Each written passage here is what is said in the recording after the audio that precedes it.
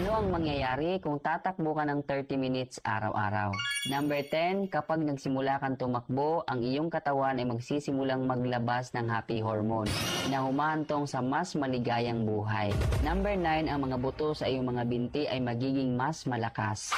Number 8, ang labis na taba sa iyong katawan ay magsisimulang matunaw. Number 7, ang iyong kalusugan sa puso ay mapabuti at mabawasan ang panganib sa heart attack.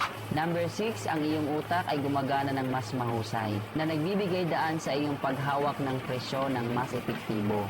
Number 5, ang kalidad ng iyong pagtulog ay bumubuti at magsisimula kang makaramdam ng higit na lakas. Number 4, ang iyong immune system ay lumalakas at maiwasan ang pagbagsak ng katawan. Number 3, pinapaganda ang circulation ng dugo at maiwasan ang pagbuo ng bukol sa katawan. Number 2, pinapaganda ang muscle ng binti, hita at mas magandang hugis. Number 1, mas pinapatibay